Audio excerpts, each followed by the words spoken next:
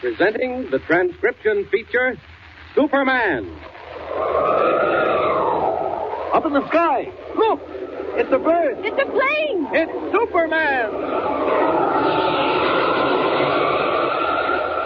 And now, Superman, champion of the weak and the oppressed, valiant fighter for truth and justice, who is faster than an airplane, stronger than a locomotive, who comes from interstellar space, but who walks the earth as mild Clark Kent, news reporter for the Daily Planet. When we last saw him, Superman, as Clark Kent, had come to Boulder City in the Buffalo Hills with old Asa Hatch, scientist and photographer, to cover the dedication of a new national monument. On their way west, they had discovered a plot against the reformed governor, Al J. Carson, and Kent had allowed himself to be carried off by the gang in the governor's place in the hope of learning their plan.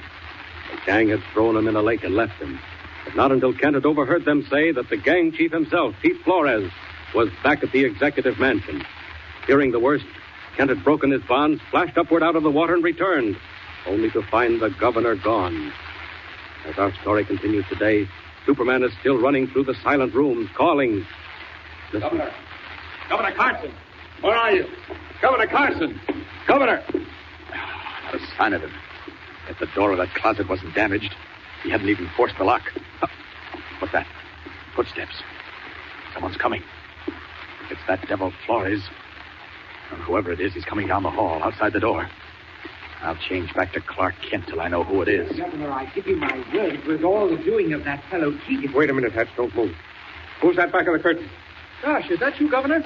Why, Asa Hatch. Kent, my dear fellow. Oh, it's you, is it? Governor, where have you been? What's happened? Hatch, what's been going on? From what my old friend Carson tells me, we all have a little explaining to do. I'll say we have. We'll begin with you, young man. I understand you're a newspaper man named Clark Kent. That's right, Governor. Say, I'm awfully sorry I had to lock you in that closet. I didn't want to, but it was just touch and go. Yeah, that's what you did to my chin, too. Touch and go. Well, I'll forgive you. Asa tells me it was all in a good cause. But what happened to you? Where did you go? Same to you, young man. What happened to you? Where'd you go? Governor, about 5 seconds after I locked you up, the gang came in the window and carted me off. My dear fellow, who was it? Our old pal, Dutchy Gann, Hatch. You remember Dutchy? Oh, indeed, yes. Well, Dutchy and his pals breezed in the window, slipped a bag over my head, and carried me away in a car. But what then? How'd you get loose? Oh, I don't know. I guess they got tired of something. Anyway, they rolled me out, and I came back, and here I am. But look, how did you get out of that closet? Well, I came to after a while and began kicking and yelling, and the guard came in and heard me. Oh. And, of course, the first thing I tried to do was phone for the police, and I couldn't. Oh, why not? The wires were cut. That was the first thing that suggested you might have been right, Kent.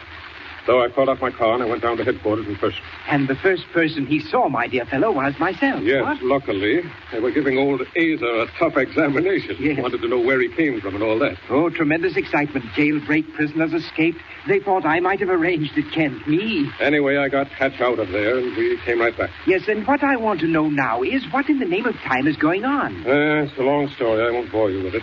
I'll just say this. Pete Flores is a crook and a murderer, and a mighty clever one at that. Before I was elected, he just about ran this territory.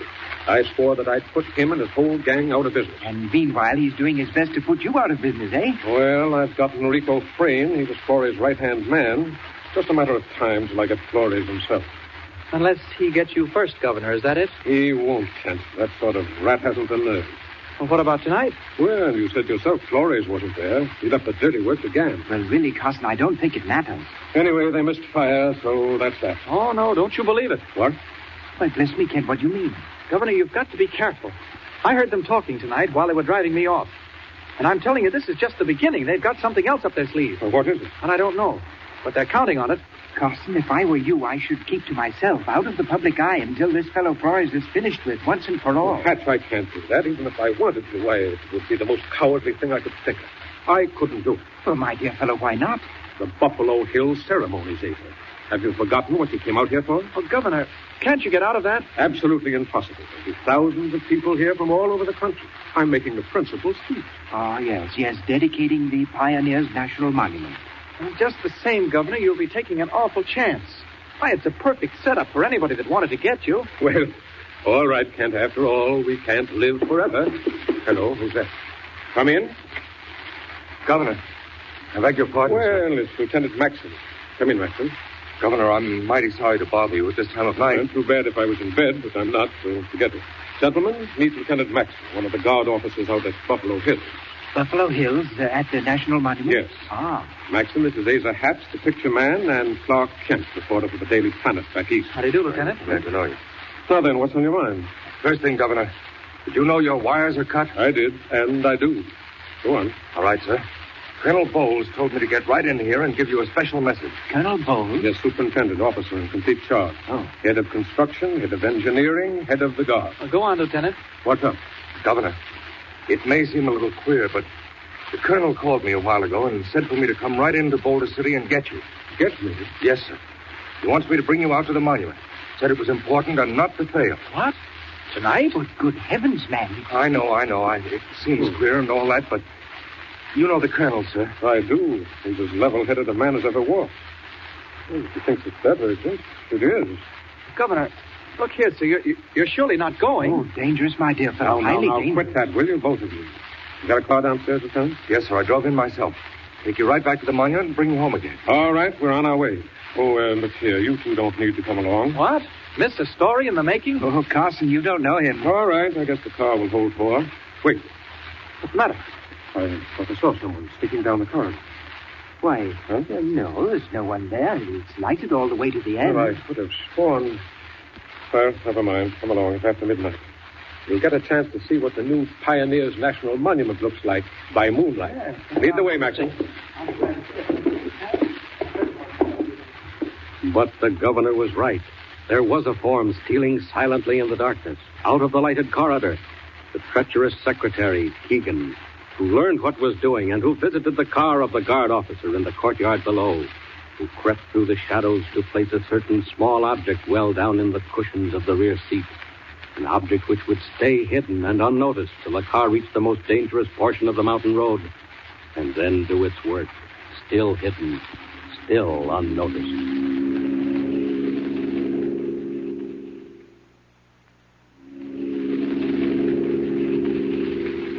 How are you up front there, Kent? You all right? Okay, thanks, Governor.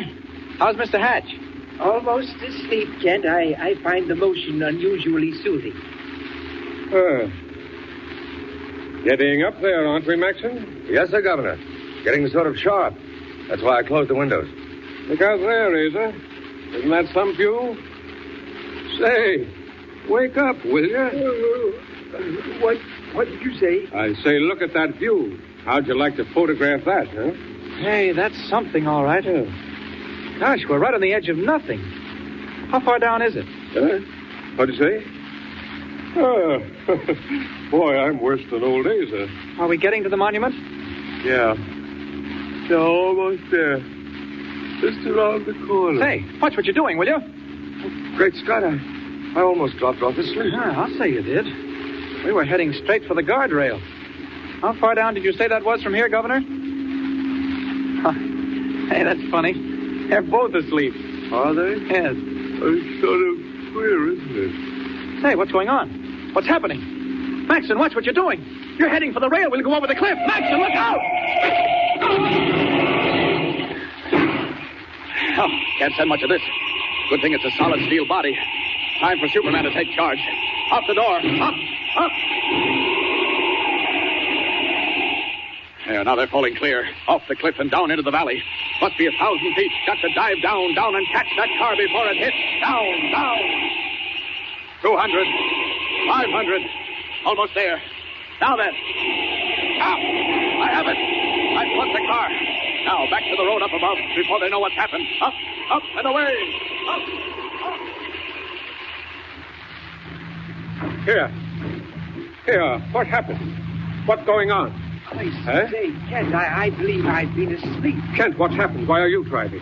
What's the matter with Max? It's all right, Governor. Huh? We had a little accident, went through the guardrail. Everybody fell asleep. Must have been a leak in the exhaust. Gas came up in the car. What's that? We went through the guardrail. My heavens, what a narrow escape. Oh, the car got banged up a little.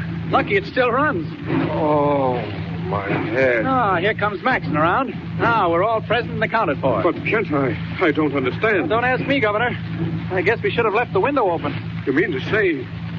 Kent, I can't believe it. We went through the guardrail and didn't go over the cliff? Miraculous. I don't remember a thing. Say, you can pull up now, Mr. Kent. That's the office. We've got to the monument. Well, if you ask me, we're mighty lucky. After we got back on the road, I didn't think this whole buggy'd go at all. There we are. Well, I'm a little dizzy, but I guess I can navigate. What about you, Hatch? I appear to have been sadly bumped and bruised by a person or persons unknown. This way, gentlemen. I guess the colonel's still up. His light's on. Come on in. Well, I'll be mighty glad to know what's going on. You lead the way, Maxie. This is the office. Colonel Bowles' quarters.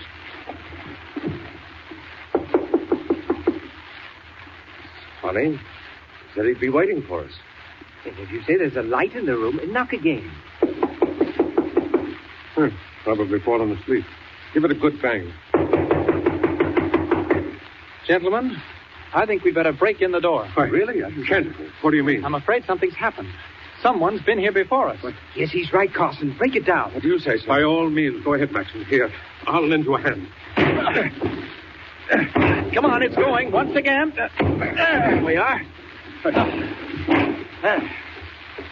Why, there he is. He's sitting right at his desk. He's asleep. Colonel Bowles. Bowles. Good heavens, he doesn't hear us. Hatch, look at him. No, he doesn't hear us. He'll never hear anything again. You were right, Kent. Someone has been here before us. And the question now is who? And what would Bowles have told us if he'd been allowed to live? Sudden appalling mystery at the Pioneers' National Monument. Is Asa Hatch right? Did someone call on Colonel Bowles to make sure that he kept silent forever? And if so, what had he found out? What strange piece of news that made him call the governor in the dead of night? And above all, what terrible danger, unknown to everyone, creeps down on Governor Carson? Tune in next time and follow the story of Superman. Up in the sky. Look! It's a bird. It's a plane! It's Superman! Superman is a copyrighted feature appearing in Action Comics magazine.